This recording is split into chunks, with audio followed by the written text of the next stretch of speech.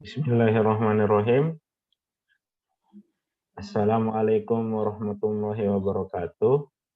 Waalaikumsalam warahmatullahi wabarakatuh. Yang saya hormati dosen pengampu mata kuliah studi fatwa ekonomi syariah, Bapak Hasanuddin dan Ibu Nisrina. Serta teman-teman semua yang pada semester ini melaksanakan kegiatan belajar di tempat atau di rumah masing-masing. Nah, adapun kami dari kelompok 10 yang beranggotakan saya sendiri, Ahmad Muflihin, sebagai moderator dan pemateri, ada Anina Syahwita, Irma Ratu Solihah, dan Muhammad Zainul Hafidin. Nah, adapun materi yang akan kami bawakan pada kesempatan kali ini, yaitu tentang pedoman penyelenggaraan para wisata berdasarkan prinsip syariah. Jika kita melihat fenomena 3-5 tahun terakhir, dan juga berdasarkan wacana dari wakil presiden kita, Bapak Kiai Haji Ma'ruf Amin, di mana beliau mencanangkan akan menjadikan Indonesia sebagai negara nomor 1 para wisata halal di dunia. Nah, jadi nanti dari apa yang kami bawakan nantinya, di situ kita bisa lihat apakah wacana dari Bapak Wakil Presiden kita sendiri bisa direalisasikan dalam waktu dekat ini, atau masih perlu penambahan regulasi-regulasi yang ada. Terima kasih. Baiklah, langsung saja kita ke materi. Yang pertama akan dibawakan oleh Saudari Irma Maratu Solihah. Waktu dan tempat dipersilahkan. Terima kasih kepada saudara moderator. Selanjutnya saya akan memaparkan apa itu pariwisata syariah. Menurut Kamus Besar Bahasa Indonesia, pariwisata syariah yaitu hubungan dengan perjalanan untuk rekreasi atau pelancong. Nah, menurut Undang-Undang Nomor 10 Tahun 2009 tentang kepariwisataan, bab 1 disebutkan bahwa wisata adalah kegiatan perjalanan yang dilakukan oleh seseorang atau sekelompok orang dengan mengunjungi tempat tertentu untuk rekreasi, pengembangan pribadi, atau mempelajari keunikan daya tarik wisata yang dikunjungi dalam jangka waktu sementara. Nah, pariwisata adalah berbagai macam kegiatan wisata yang didukung berbagai fasilitas serta layanan yang disediakan oleh masyarakat, pengusaha, pemerintah, dan pemerintah daerah itu sendiri.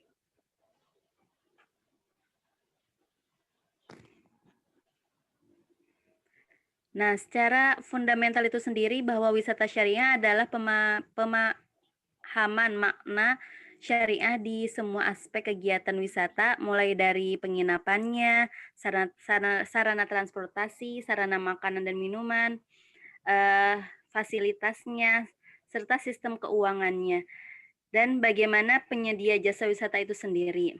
Sebagai contoh misalkan, dalam hal syariah, host tidak akan menerima pasangan tamu yang akan menginap jika tamu tersebut merupakan bukan pasangan suami istri atau mahramnya.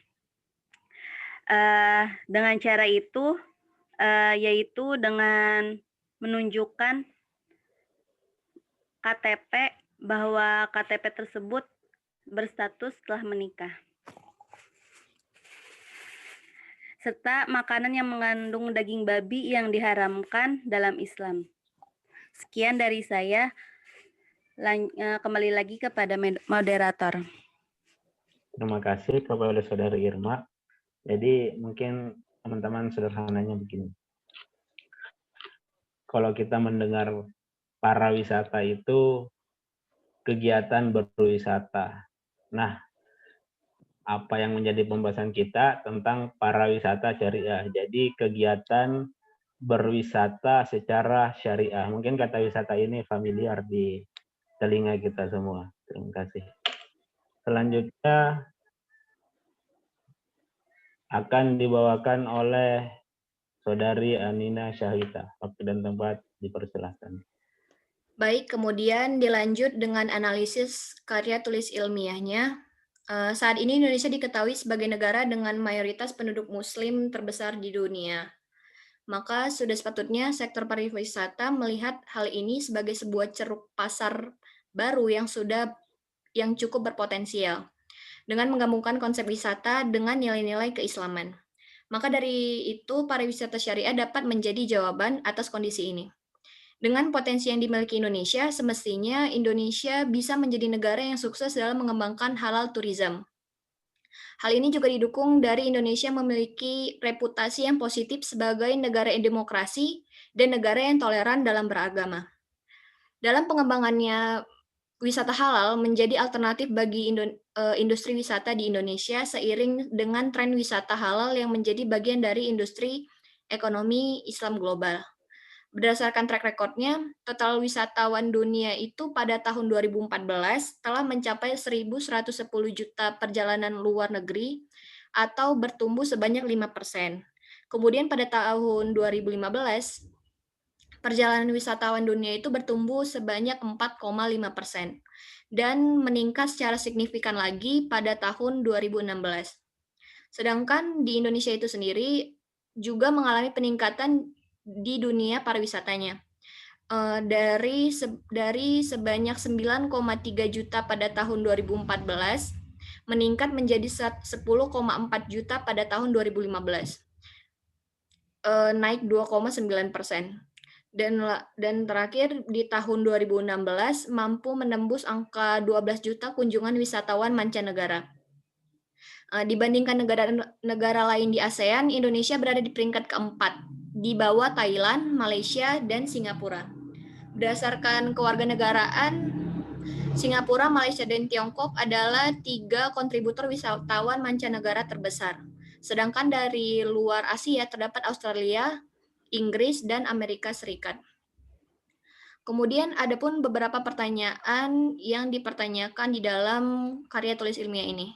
Yaitu yang pertama, bagaimana kebijakan pengembangan pariwisata halal di Indonesia. Kemudian bagaimana tantangan yang dihadapi dalam perkembangan pariwisata halal di Indonesia, dan apa strategi prioritas yang digunakan dalam mengembangkan pariwisata halal di Indonesia. Dari pertanyaan tersebut, ada beberapa temuan. Yang pertama, yaitu faktor yang mempengaruhi kebijakan pengembangan pariwisata halal di Indonesia itu adalah industri pariwisata itu sendiri. Karena industri pariwisata menjadi sarana untuk menjaga dan memperbaiki lingkungan dan mendorong pembangunan ekonomi regional. Dalam perhitungan bobotnya, industri pariwisata memiliki bobot paling tinggi. Teman-teman, untuk perhitungan bobotnya, teman-teman bisa lihat di PPT. Kemudian juga temuan kedua itu ada peraturan pariwisata halal yang tertuang dalam Fatwa DSN MUI nomor 108 tahun 2016 tentang pedoman penyelenggaraan pariwisata syariah. Berdasarkan prinsip syariah, pada pelaksanaannya belum memadai karena kedudukan peraturan pariwisata halal saat ini bukan suatu jenis peraturan perundang-undangan yang mempunyai kekuatan hukum yang mengikat. Oleh karena itu, diperlukanlah peraturan pariwisata halal sebagai pedoman atau panduan bagi pengembangan pariwisata berstandar halal. Karena masih banyak masyarakat awam yang belum memahami konsep pariwisata halal tersebut, sehingga perlu adanya sosialisasi tentang pariwisata halal kepada masyarakat luas. Kemudian temuan ketiga itu tantangan yang dihadapi dalam kebijakan pengembangan pariwisata halal di Indonesia. Tantangan itu terbagi menjadi 5, yaitu yang pertama, peluang bisnis industri halal belum didasari dengan banyak pihak, termasuk regulator. Yang kedua, pengembangan industri halal masih terkendala oleh terbatasnya suplai bahan baku yang memenuhi kriteria halal. Yang ketiga, pemahaman yang masih terbatas pada sejumlah produsen serta infrastruktur yang belum mendukung. Yang keempat, terdapat perbedaan standarisasi dan sertifikasi produk halal. Dan yang kelima, sebagian masyarakat Indonesia menganggap produk dan jasa halal sebagai hal yang lumrah. Jadi tidak menjadi isu dalam kehidupan sehari-hari dan dalam proses produksinya. Kemudian temuan yang keempat itu temuan yang terakhir itu adalah alternatif strategi prioritas dalam kebijakan pengembangan pariwisata halal di Indonesia yang tepat diterapkan berdasarkan hasil pengolahan data, mengembangkan destinasi, sumber daya manusia, regulasi, pemasaran, dan industri pariwisata itu tersendiri. Kemudian dari karya tulis ini menggunakan metode AHP atau Analytic Hierarchy Process, yaitu merupakan salah satu metode dalam sistem pengembalian keputusan yang menggunakan beberapa variabel dengan proses analisis bertingkat. Analisis yang dilakukan dengan memberi nilai prioritas dan tiap-tiap variabel, kemudian melakukan perbandingan berpasangan dari variabel alternatif yang ada. Analitik hierarki proses ini sendiri merupakan suatu teori umum tentang pengukuran yang digunakan untuk menemukan skala rasio, baik dari perbandingan berpasangan yang diskrit maupun kontinu. AHP menguraikan masalah multifaktor atau multi kriteria yang kompleks menjadi suatu hierarki. Untuk selanjutnya kembali ke moderator. Ya, terima kasih kepada Saudari Anina telah menjelaskan. Nah, seperti apa yang saya katakan tadi, ketika Bapak Wakil Presiden kita sendiri ingin menjadikan Indonesia sebagai negara pariwisata syariah atau biasa kita sering sebut dengan negara wisata halal pertama di dunia, tentunya kita harus mencari faktor-faktor apa yang paling menentukan ini. Nah, menurut kelompok kami, jadi sebenarnya faktor-faktor yang paling penting untuk menjadikan Indonesia sebagai negara wisata halal pertama di dunia itu ada dua. Dari faktor sumber daya dan dari faktor regulasi. Nah, seperti yang tadi dijelaskan oleh Saudari pemateri, Saudari Anina, di mana faktor sumber daya ini Indonesia merupakan negara mayoritas Muslim tertinggi di dunia. Dan juga sumber daya alamnya, di mana kita sering mendengar istilah bahwa Indonesia surganya dunia. Jadi apapun tempat yang indah ada di Indonesia. Nah, sekarang eksekusi keduanya yaitu mengenai faktor regulasinya. Kita bisa lihat regulasi tentang pariwisata halal itu bagaimana di Indonesia. Jadi seperti tadi yang telah disinggung sedikit sama pemateri, bahwa pariwisata hukum positif masih belum ada yang mengatur. Itulah salah satu hal yang masih perlu diperbaiki, perlu dikaji untuk mewujudkan cita-cita dari Bapak Wakil Presiden kita. Jadi regulasi dari pariwisata syariah ini cuman ada fatwanya, di mana fatwa ini hukumnya tidak mengikat, berbeda dengan undang-undang. Nah, oleh karena itu yang saya analisis di sini kajian fatwanya, kajian fatwa mengenai pariwisata halal atau yang berkaitan dengan.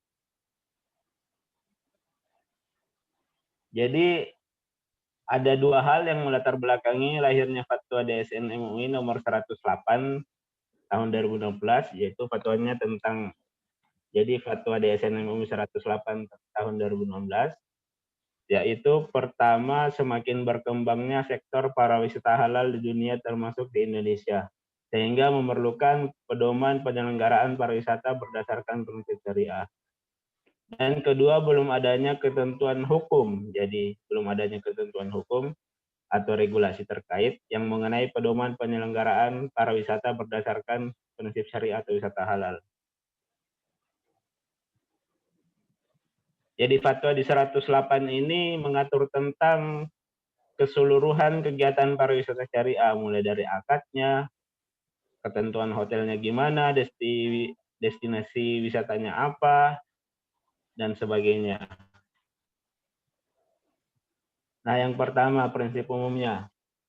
Dalam fatwa DSN MUI 108 ini dijelaskan bahwa pelaksanaan penyelenggaraan pariwisata syariah atau halal harus berdasarkan dua prinsip yang telah ditetapkan, yaitu yang pertama terhindar dari kemusyrikan, kemaksiatan, kemafsadatan, dan sebagainya. Yang kedua menciptakan kemaslahatan dan kemanfaat baik secara material maupun spiritual, jadi bermanfaat untuk materi pun bermanfaat untuk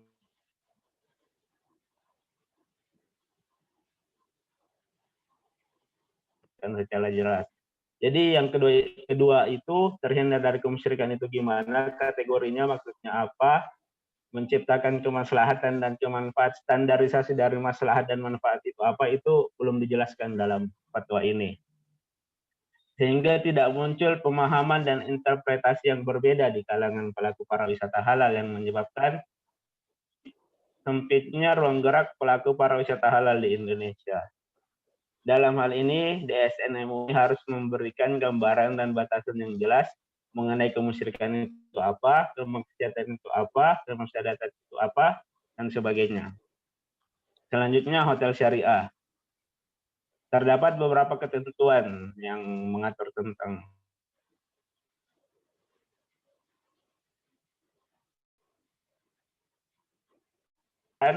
maksiat, pornografi, atau tindak asusila. Jadi itu juga harus dijabarkan, apa itu musyrik, apa itu bagian dari maksiat, dan sebagainya. Selanjutnya mengenai wisatawan. Terkait dengan wisatawan, terdapat 4 ketentuan yang telah ditetapkan oleh DSN MUI. Akan tetapi, beberapa ketentuan tersebut terkesan eksklusif. Maksudnya hanya diuntukkan kepada wisatawan muslim aja. Selanjutnya destinasi wisatanya. Destinasi wisata wajib terhindar dari kemusyrikan dan kufarat, serta pertunjukan seni, budaya, atraksi yang bertentangan dengan prinsip syariah. Dua ketetapan ini perlu diperjelas dan dibatasi secara rinci bagian apa saja yang termasuk dari kemusyrikan seperti yang tadi, kufarat, serta apa-apa saja pertunjukan yang bertentangan dengan prinsip syariah.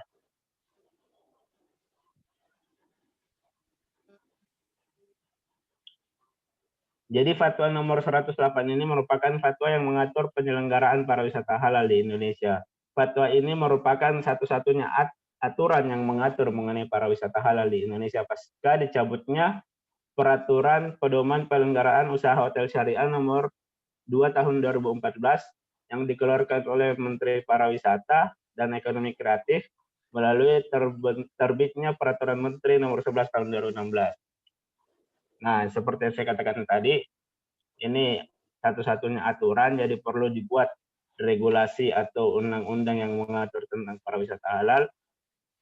Walaupun kekuatan fatwa di bawah peraturan pemerintah, namun dengan adanya fatwa ini diharapkan akan mendorong sektor pariwisata halal di Indonesia. Adapun alasan dicabutnya peraturan menteri tersebut karena dianggap sudah tidak sesuai lagi dengan tuntutan dan perkembangan pariwisata saat ini. Dan sampai saat ini belum ada aturan yang mengganti aturan tersebut. Namun secara otonomi daerah ada juga daerah yang mengatur atau membuat perda tentang pariwisata halal. Salah satunya di daerah Lombok. Daerah Lombok ini menerapkan perda wisata halal atau perda nomor 2 tahun 2016 tentang pariwisata halal. Jadi seperti yang saya katakan tadi, ada 2 faktor yang harus mendukung terciptanya wisata halal, di mana Indonesia menjadi wisata halal nomor 1 di dunia, yaitu aspek sumber daya dan aspek regulasi. Aspek sumber daya ini seperti yang kita lihat dan saksikan sampai sekarang, sumber daya manusia maupun sumber daya alam Indonesia itu sangat memenuhi, dan aspek keduanya ini yang harus perlu kita kaji lebih dalam lagi, yaitu aspek regulasinya. Sekian dari saya. Selanjutnya akan dijelaskan oleh Saudara Muhammad Zainul Hafidin.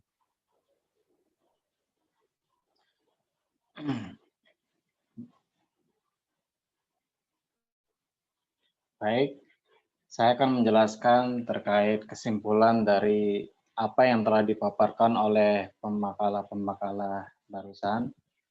Bahwa di sini yang dapat saya simpulkan adalah bahwa Fatwa DSN MUI nomor 8 DSN MUI 10 tahun 2016 ini merupakan fatwa yang mengatur mengenai penyelenggaraan pariwisata halal di Indonesia. Fatwa ini pula merupakan satu-satunya aturan mengenai pariwisata halal di Indonesia pasca dicabutnya peraturan mengenai pedoman penyelenggaraan usaha hotel syariah nomor 2 tahun 2014 yang dilakukan oleh Menteri Pariwisata dan Ekonomi Kreatif melalui terbitnya Peraturan Menteri nomor 11 tahun 2016. Walaupun kekuatan fatwa di bawah peraturan pemerintah, namun dengan adanya fatwa ini diharapkan akan mendorong sektor pariwisata halal di Indonesia. Kemudian dalam prinsip penyelenggaraan pariwisata halal ini yang tertuang pada fatwa DSN nomor 108 tahun 2016, pada implementasinya itu harus dijabarkan secara jelas sehingga tidak muncul pemahaman dan intervensi yang berbeda di kalangan pelaku pariwisata halal yang menyebabkan menjadi sempitnya ruang gerak pelaku pariwisata halal di Indonesia. Nah, dalam hal ini DSN MUI harus memberikan gambaran dan batasan yang jelas mengenai kemusyrikan, kemaksiatan ataupun kemafsadatan yang terkait dalam pariwisata syariah tersebut. Nah, hal tersebut juga menjadi penting karena beberapa aktivitas yang berhubungan dengan pariwisata dianggap mungkar atau mendekati kepada kesyirikan oleh satu kelompok, namun dianggap mustajab oleh kelompok lainnya. Ini juga harus diperjelaskan. Nah, dalam regulator Indonesia sendiri belum menjelaskan secara detail terkait penyelenggaraan pariwisata syariah ataupun pariwisata halal selain daripada mengacu pada fatwa DSN yang telah dijelaskan tadi. Nah, kemudian sebagai aturan satu-satunya mengenai perkembangan pariwisata halal di Indonesia, dalam fatwa ini hanya ditemukan ketentuan-ketentuan yang harus didiskusikan kembali, di mana ada beberapa ketentuan yang dapat mengirim perkembangan pariwisata halal ke arah yang eksklusif. Padahal pariwisata halal itu tidak hanya diperuntukkan oleh muslim saja, melainkan kepada juga pariwisata ataupun wisatawan non-muslim. Nah, hal ini mengakibatkan menyebabkan multitafsir dalam memahaminya. Oleh karena itu banyak istilah-istilah yang digunakan dengan tanpa batasan yang jelas, sehingga terhadap petunjukan tersebut sangat perlu dijelaskan pada fatwa yang telah dijelaskan tadi. Nah, kemudian dalam tantangan yang dihadapi dalam kebijakan pengembangan pariwisata halal ini di Indonesia, itu ada 5 yang akan dihadapinya. Yang pertama itu bagaimana peluang bisnis industri halal belum didasari oleh banyak pihak, termasuk regulator. Jadi di sini belum ada ketentuan dalam hukum Indonesia mengenai pariwisata halal tersebut, selain daripada mengacu dari fatwa DSN MUI. Kedua juga pengembangan industri halal ini masih terkendala oleh terbatasnya suplai bahan baku yang memenuhi kriteria halal. Misalnya dari dalam penyediaan makanan dalam pariwisata tersebut ataupun dalam tempat-tempatnya yang sesuai dengan syariah itu masih banyak terkendala ataupun masih banyak kendala yang dihadapinya. Kemudian yang ketiga itu terkait pemahaman yang masih terbatas pada sejumlah produsen serta infrastruktur yang belum mendukung. Sedangkan yang keempat itu kendala yang dihadapinya adalah perbedaan standarisasi dan sertifikasi produk halal. Dan yang terakhir, kendala yang paling sering terjadi adalah sebagian masyarakat di Indonesia itu menganggap produk dan jasa halal itu sebagai hal yang lumrah, tidak menjadi isu dalam kehidupan sehari-hari dan dalam proses produksi tersebut. Baik, mungkin sedikit yang dapat saya simpulkan, kemudian saya kembalikan kepada moderator. Terima kasih kepada Saudara Zainul dan teman-teman semua yang telah memberikan materi penjelasan kepada kita semua. Saya harapkan apa yang kami sampaikan dapat bermanfaat buat teman-teman semua, dan buat teman-teman yang masih ingin menanyakan sesuatu tentang pariwisata halal atau pariwisata yang berdasarkan prinsip syariah, silahkan tuliskan di komentar. Terima kasih, sekian dari kelompok kami. Assalamualaikum warahmatullahi wabarakatuh.